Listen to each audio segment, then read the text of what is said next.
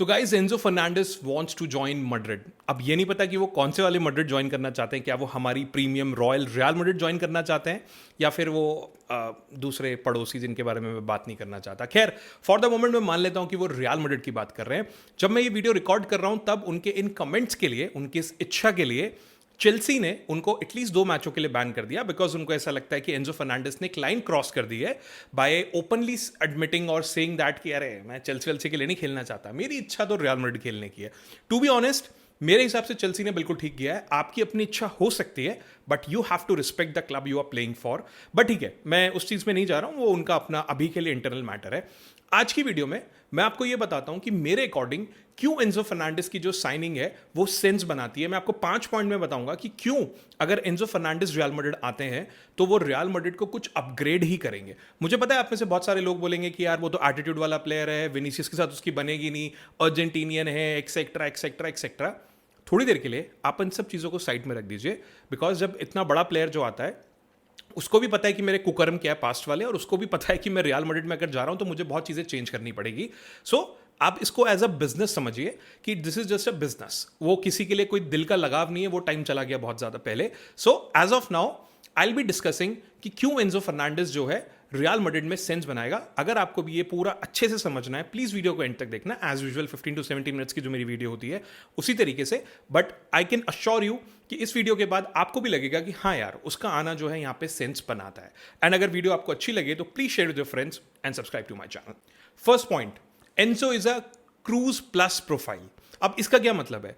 जब से legendary Toni Kroos गए या फिर मैं बोलूं जब से लूका मॉड्रिच भी गए, मैं दोनों को ऐड कर लेता हूं, वैसे मैंने क्रूज के लिए पॉइंट निकाला था। जब से ये दोनों गए तब से हमारे पास मिडफील्डिंग इंजन्स की कमी नहीं है। अगर आप इंजन की बात करो, हमारे पास वेल वर्ड है, हमारे पास मे बी आप चुआमेनी को ले लो या फिर आप जूड बेलिंगम को भी ले लो, कामाविंगा को भी ले लो, हमारे पास इंजन जरूर है। बट वो जो इंजन है वो कहीं ना कहीं एक ब्रेन लैक करता है। यानी कि आपके पास दौड़ने भागने वाले मिडफील्डर्स काफी हैं, बट जो एक ब्रेन था, जो टोनी क्रूज था, जैसे कि मैंने अपनी रील में बोला था थोड़े दिन पहले, जो आप मेरे चैनल पे चेकआउट कर सकते हो और इंस्टाग्राम पे भी, कि टोनी क्रूज जो है वो गेम को कंट्रोल करता था विदाउट रनिंग। ब्रेन था, बॉल को कहां पे क्रॉस करना है, कब बॉल को पास करना है, कब थ्रू बॉल डालनी है, उसको सब पता था, सबकी पोजिशनिंग याद थी।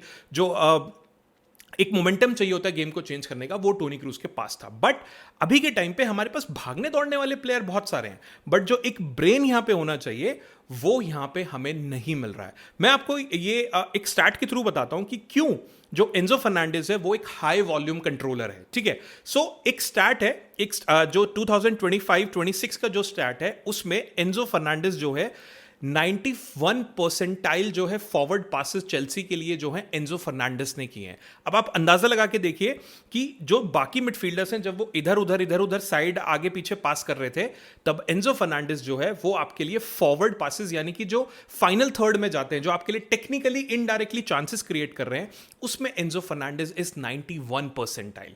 ये कोई छोटा मोटा स्टैट नहीं है यार। प्रीमियर लीग जैसी कॉम्पिटिटिव लीग में एक ऐसा प्लेयर जिसको आप काइंड ऑफ सीडीएम भी मानते हो, मुझे पता है बहुत सारे मैड्रिड फैन जो है उनको मानते हैं कि यार उस पोजीशन में तो हमारे पास चुआमेनी है। मैंने ये पॉइंट जानबूझ के उठाया बिकॉज मैं आपको ये बताना चाहता हूं कि Enzo Fernandez is not your defensive midfielder, he is a profile which is more then that. जैसे कि Tchouameni is not your CDM. आप फ्रांस में इसको खेलते हुए देखो, वो फ्रांस में मोर लाइक अ सेंटर मिड खेलता है, कई बार वो राइट मिड खेल रहा होता है, कई बार बहुत टाइम ऐसा हुआ है कि जब फॉर्मेशन चेंज होती है तो he has played as a CM also, but he is also a very good defensive midfielder also. This is what he's doing in Real Madrid.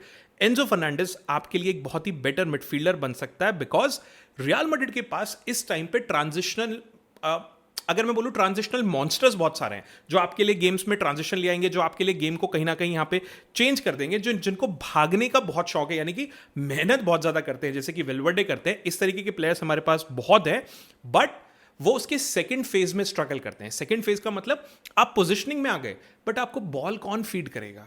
वो बॉल फीड करने के लिए आपको एक ब्रेन की जरूरत है। वो ब्रेन जो है वो यहां पे एंजो फर्नांडिस हो सकता है, एक ऐसा प्लेयर जो हर टाइम एक कामनेस के साथ मिडफील्ड को ऑपरेट करता है। मैंने चेल्सी के बहुत सारे मैचेस देखे हैं, आई कैन अश्योर यू, मैं आपको अपनी पूरी दिल से आपको ये चीज बोल सकता हूं कि Enzo Fernandez is a kind of player जो मेस के बीच में भी बहुत ही काम रहता है, बहुत कंपोज तरीके से जो है बॉल को पास करता है। गेम की जो हाई स्पीड है उसको स्लो डाउन करता है, और जो आपके प्लेयर्स हैं जिनको भागना बहुत ज़्यादा पसंद है उनके लिए गेम को स्पीड अप भी कर देगा। अगर आपको लगता है कि दूसरी टीम आपके ऊपर चढ़ रही है, वो गेम को स्लो डाउन कर देगा। अगर आप पीछे हो तो वो आपको, मतलब आप पीछे चल रहे हो और आपको गोल मारना है, तो वो आपके लिए गेम को स्पीड अप भी कर देगा। So gist of the point is, आपको एक क्रूज जैसे प्लेयर की जरूरत है, and Enzo Fernandez is the one जो आपको फाइनल थर्ड में पासेस जो है दे सकता है। Second point, unlocking the front three. Real Madrid के जो फ्रंट थ्री हैं, मैं for a moment Kylian Mbappe को मान लेता हूं एंड विनीसियस जूनियर को ले लेता हूं। यहां पे मैं जो है ब्राहीम डियाज या आप रॉड्रिगो कुछ भी ले लो, जो रियल मैड्रिड का फ्रंट थ्री है, undoubtedly they are one of the world's best. They are clicking or not, that a different position, that's a different point of debate, and वो अलग चीज है। मैं सिर्फ प्लेयर स्टैचर पे भी आपको बोल रहा हूं, they are the world class players. जो मैड्रिड का अटैक है, आप अगर ऑन पेपर्स देखो, वेरी गुड यार। आप रॉड्रिगो को रख दो, एम्बापे को रख दो, विनीसियस जूनियर को रख दो, ऑल आर जो प्लेयर्स हैं वो यहाँ पे बढ़िया, एकदम fast and Pesi players. But जो पेस है वो यूजलेस बन जाती है जब उन प्लेयर्स को डिलीवरीज नहीं मिलेगी।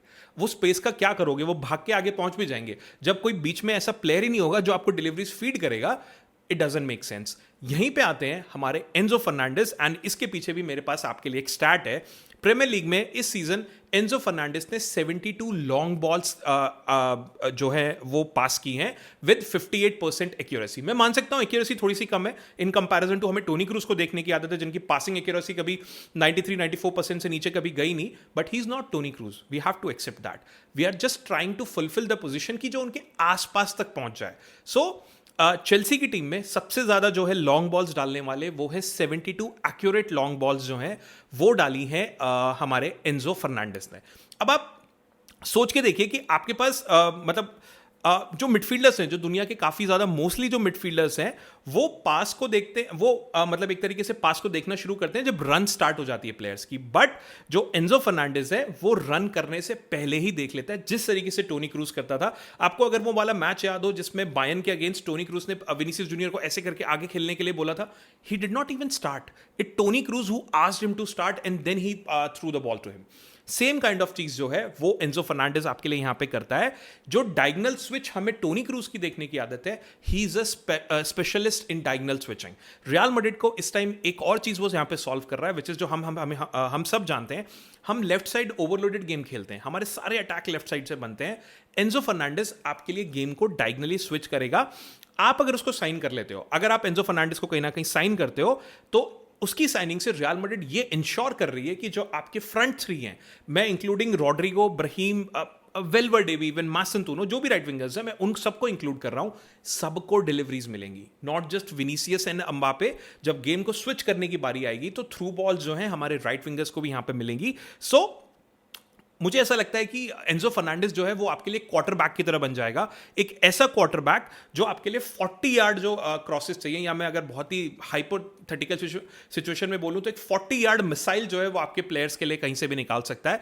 अनफॉर्चुनेटली अभी के जो रियल मैड्रिड के प्लेयर्स हैं, मैंने उनको बहुत ज्यादा लॉन्ग बॉल्स खेलते हुए नहीं देखा है, मैंने उनको बहुत ज्यादा मिडफील्डर्स को बहुत ज्यादा लॉन्ग बॉल्स डालते हुए नहीं देखा है, मैंने सिर्फ शायद उनको थ्रू बॉल मारते हुए देखा है, शायद मैंने उनको पासिंग करते हुए देखा है। बट जो एक मेन क्राइटेरिया है जो कि क्रूज करा करता था, जिस मोमेंट पे आपके डिफेंडर का हल्का सा फोकस लूज हुआ, there is a long ball, because आपका जो प्लेयर है वो यहां से निकल जाएगा, आपकी जो ऑफ साइड है वो उसने ब्रेक कर दी। You need a player who can think before the player is actually making a run, and Enzo Fernandez is a kind of player जो कि आप अंदाजा लगा सकते हो with 72 accurate long balls। Please in points को थोड़ा ध्यान से सोचना for a moment. Brazilian, Argentinian, गुस्सा, राजी, ये सब साइड में रख देना फॉर अ मोमेंट, सिर्फ रियल मैड्रिड के पर्सपेक्टिव से सोचना। एंड प्लीज मुझे कमेंट करके बताना कि क्या आपको इन दो पॉइंट्स में नहीं लगता, इतना सिर्फ सुन के, ये स्टैट सुन के, कि he can actually come to Real Madrid. Third point, Enzo is more than a playmaker. अब इससे कहने का मतलब यह है कि दुनिया में एक बहुत बड़ा मिथ है, जो काफी लोग हैं वो ये मानते हैं कि एंजो फर्नांडिस जो है एक बहुत ही लेजी मिडफील्डर है, एंड वो मतलब ठीक है अटैकिंग वाइज शायद बहुत अच्छा खेल लेगा, बट डिफेंसिव वाइज जो है वो बहुत ही ज्यादा जो है एक लेजी मिडफील्डर है। बट मैं आपको कुछ ऐसा स्टैट बताऊंगा जिसके बाद जो डेटा है, यानी कि मैं टेक्निकली बोलूं तो जो डेटा है वो इस मिथ को बिल्कुल ही एक तरीके से इस मिथ की धज्जियां उड़ा देगा, एंड आपको दोबारा सोचने पे ये मजबूर कर देगा कि क्या ये वाकई हमारे लिए कंप्लीट मिडफील्डर है कि नहीं है, विच एक्चुअली ही इज। ठीक है, सो अगर मैं स्टार्ट की बात करूं तो 2025-26 प्रीमियर लीग में एंजो जो है उसने 118 रिकवरीज करी हैं विद 48 टैकल्स। जी हाँ, मैंने ऊपर आपको अटैकिंग स्टैट्स बताए, मैंने आपको लॉन्ग पासेस बताए, एक्यूरेसी बताई। यहां पे आप डिफेंसिव ड्यूटीज भी देखो, रिकवरीज भी हैं, टैकल्स भी हैं, the kind of a same play जो हमारे लिए चुआमेनी करता है, जो हमारे लिए कामाविंगा करता है, या फिर आप कह लो कि kind of a similar stats जो हमारे लिए वेलवर्डे कर रहा है। मैं गोल एंड असिस्ट की तो बात ही नहीं कर रहा हूं, वो सब तो अलग चीज है। हम सब जानते हैं क्रूशियल मोमेंट्स में एंजो फर्नांडिस ने बहुत सारे गोल मारे हैं चेल्सी के लिए और अर्जेंटीना के लिए भी मारे हैं। मैं अभी उन सबको साइड में रख दे रहा हूं बिकॉज वो यहां पे सेंस नहीं बना रहे हैं।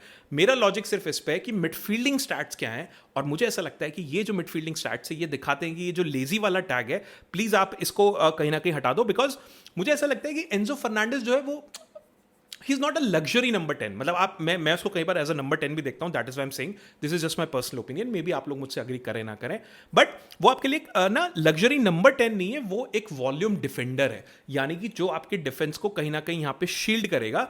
और जो आर्बिलोवा का मॉडर्न सिस्टम है, जिस तरीके से आर्बिलोवा जो है अभी यहां पे कहीं ना कहीं खिला रहा है, खिलाने का मतलब क्या है, जो करंट सिस्टम है, जो आर्बिलोवा कहीं ना कहीं हाई लाइन फुटबॉल को सपोर्ट करता है।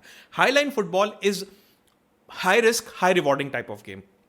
या तो आप पहले जाओगे या फिर आप वहां पे दूसरी टीम को कंट्रोल करके रख लोगे। बट आर्बिलोवा अभी तक जैसे तैसे जो है चल रहा है, मैं उसके बारे में बात नहीं करूंगा। But my point is that कि हम थोड़ा सा रिस्की हाई लाइन खेलते हैं। यहां पे आपको एक इस तरीके के मिडफील्डर की जरूरत है जो आपके लिए गेम को रीड कर सके, जो आपके लिए एक तरीके से काउंटर अटैक्स को पढ़ने से पहले ही रोक ले, जो पासिंग लेन से उनको ब्लॉक कर सके, टैकल कर सके, रिकवरी यहां पे कर सके। आर्बिलोवा के सिस्टम के हिसाब से एक इंटरसेप्ट करने वाले मिडफील्डर की आपको बहुत ज्यादा जरूरत है। एंड जो एंजो फर्नांडिस है, उसका जो फुटबॉल आईक्यू है मेरे हिसाब से उसको ये एक तरीके से अलाउ करता है, या फिर आप कह सकते हो कि रियल मैड्रिड अगर उसको साइन कर लेती है तो हमें एक लग्जरी मिल जाएगी कि हमारे पास एक ऐसे फुटबॉल आईक्यू का प्लेयर है जो हमारे लिए अटैक के साथ साथ आपके लिए इंटरसेप्शन भी कर सकता है।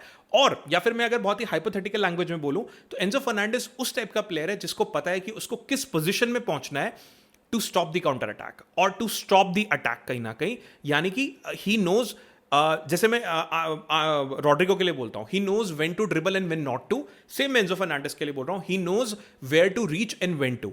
And this is what Enzo Fernandez जो है बहुत टाइम से चेल्सी के लिए कर रहा है। एंड सबसे इंपॉर्टेंट पार्ट, ये सब करने के लिए उसको बहुत ज़्यादा स्लाइड टैकल्स मारने की जरूरत नहीं है। अगर आप कार्ड वगैरह भी देखोगे तो एंजो फर्नांडिस का गेम देखना, वो हर बार स्लाइड टैकल नहीं मारता। उसकी गेम रीडिंग इतनी ज़बरदस्त है कि वो जगह पे पहुंच जाता है। तो आप मुझे खुद बताओ, अगर आपको एक ऐसा प्लेयर मिल रहा है जो आपको ऑफेंसिवली भी हेल्प कर रहा है, डिफेंसिवली भी हेल्प कर रहा है, क्या आप उसको नहीं लेना चाहोगे? Fourth point, technically essential for real Madrid. हम सबको पता है कि रियल मैड्रिड एक स्पेसिफिक प्लेइंग स्ट्रक्चर के अगेंस्ट हमेशा स्ट्रगल करती है, विच इज लो ब्लॉक। चाहे यूरोप हो, यूरोप में आपको बेनफिका वाला मैच याद होगा जहां रियल मैड्रिड हारी थी, वहां होजे मोरिन्यो ने हमें लो ब्लॉक में फंसा लिया था। ला लीगा में तो हम हमेशा ही पहले जाते हैं। ये कि ऐसी कमजोरी है जो पूरा यूरोप, पूरा स्पेन रियल मैड्रिड के लिए देख चुका है। यहां पे आते हैं हमारे एंजो फर्नांडिस। अब पहले मैं आपको बताता हूं रियल मैड्रिड स्ट्रगल कहां करती है। एक ट्रैप में फंसती है which is U shape trap. U shape trap का मतलब बाकी टीम पीछे आके डीप में बैठ जाती हैं, यहां से उनके डिफेंडर फुल बैक्स जो हैं वो यहां पे अड़ जाते हैं, उनके जो मिडफील्डर्स हैं वो डिफेंडर के साथ मिलके एक यू शेप बन जाती है जिसको रियल मैड्रिड पास नहीं कर पाती है। अब यहां पे आते हैं एंजो फर्नांडिस जो आपके लिए इंटरनल पासिंग चैनल्स ढूंढ लेते हैं, उसी तरीके के चैनल जिस तरीके से टोनी क्रूज जो है वो यहां पे करा करते थे।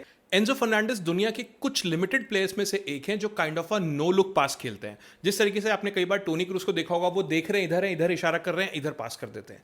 जो नो लुक पास होते हैं ये यूजुअली क्राउडेड जो मिडफील्ड्स होती हैं उसमें बहुत ज्यादा काम आते हैं, बिकॉज जो डिफेंडर जो यू शेप्ड है वो आपकी तरफ देख रहे हैं, उनको लग रहा है अच्छा ये इधर की तरफ आएगा, इधर इतने में बॉल उधर चली जाती है। So Enzo Fernandez is a kind of player जो आपके लिए ओपन पास नहीं करेगा, वो आपको ऐसी जगह पास करेगा जो प्लेयर ओपन हो सकता है। सो my point is that कि he is not playing for the open chances, he is playing for the open player जो who is about to be open। यानी कि वो इस तरीके से गेम को रीड करता है, इस तरीके से नो लुक पास जो है वो आपको देता है। एंड ही मतलब ऐसा लगता है कि उस आदमी को ही पास करने वाला है जिसकी तरफ से डिफेंडर हटेगा और वो वहां पे रन बनाएगा और वो यहां पे पास डाल देगा। आपकी यू शेप वाली गेम को एक तरीके से तोड़ने वाला जो चक्रव्यूह है, उस चक्रव्यूह का जो अभिमन्यु है वो एंजो फर्नांडिस आपके लिए, मैंने शायद बहुत ज्यादा ही कंपेयर कर दिया, बट यस ठीक है। सो ये जो एक हिडन टैक्टिक है दूसरी टीम्स की, इसको तोड़ने के लिए आपको एंजो फर्नांडिस चाहिए जो कि इस टाइम पे रियल मैड्रिड की सबसे बड़ी वीकनेस बनी हुई है। तो आप खुद सोच के देखिए कि जो हम सारे मैचेस में स्ट्रगल करते हैं वो स्ट्रगल करते हैं लो ब्लॉक टीम्स के अगेंस्ट। अगर आपको एक ऐसा प्लेयर मिल जाए जो उसको अनब्लॉक करने में मास्टर है तो क्या आप उसको टीम में नहीं लेना चाहोगे? प्लीज मुझे कमेंट करके जरूर बताना। Fifth point, the big stage personality.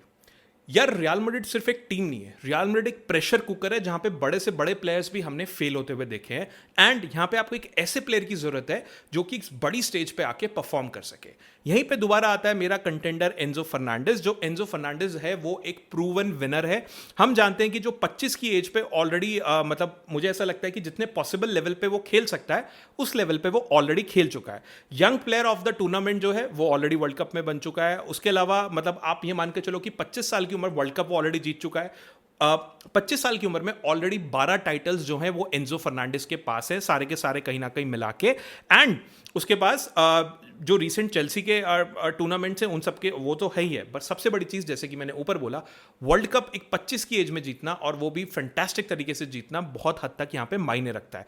मैं इस पॉइंट से आपको सिर्फ ये बताना चाहता हूँ कि टैक्टिक्स, प्लेइंग स्टाइल, ये सब स्किल्स वगैरह अपनी जगह हैं, बट अगर आपके पास ऐसा प्लेयर ही नहीं होगा जो उस प्रेशर को झेल पाए, आप कुछ नहीं कर सकते। You always need a man with nerves of steel. जिस तरीके से क्रिस्टियानो रोनाल्डो हुआ करता था, जिस तरीके से सर्खियो रामोस हुआ करता था, जो हॉस्टाइल इन्वायरमेंट्स को झेल सके, उनको एब्जॉर्व कर सके एंड वहां पे अपनी टीम को जितवा सके एंड परफॉर्म कर सके। एंड मुझे ऐसा लगता है कि जो एंजो फर्नांडिस है वो यहाँ पे बहुत ही बड़ा जो रोल है वो अदा कर सकते हैं। हमने देखा है हमारे प्लेयर्स जो है कहीं ना कहीं स्ट्रगल करने लग जाते हैं जब इन्वायरमेंट जो है बहुत ही हॉस्टाइल हो जाता है। वो डिलेमा में फंस जाते हैं कि मतलब यार मैं क्या करूं, कि मैं इधर पास करूं इधर करूं। यहां पे एंजो फर्नांडिस मुझे ऐसा लगता है is a kind of player who is actually built for real Madrid.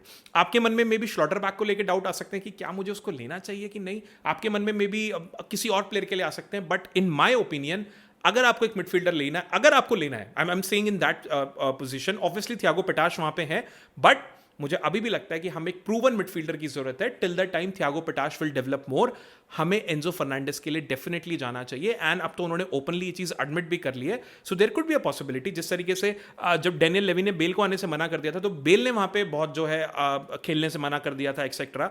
अब जिस तरीके से डिसरिस्पेक्ट करी है कहीं ना कहीं चेल्सी ने एंजो की, there could be a possibility कि वो भी खेलने से मना करे, और इस सब की वजह से जब चेल्सी को इवेंचुअली उनको बेचना ही पड़ेगा तो प्राइस जो है यहाँ पे कम हो सकता है। ठीक है, so my point is that कि आपको प्रूवन गेम जो विनर्स हैं उनकी यहाँ पे जरूरत है। एक टाइम पे रियल मैड्रिड इस सबसे भरी रहती थी, एंड एज ऑफ नाउ आपको एक क्रूशल किलिंग माइंडसेट वाला जो प्लेयर है वो चाहिए। मैंने ऑब्वियसली टैक्टिक्स जो थी वो आपको बता दी, बट यहाँ पे जो विनिंग एटीट्यूड है ये सबसे बड़ा पॉइंट है, मुझे ऐसा लगता है, जो आपको कंसिडर करना चाहिए। Just kindly let me know in the comments कि do you also believe in this winning mentality or not.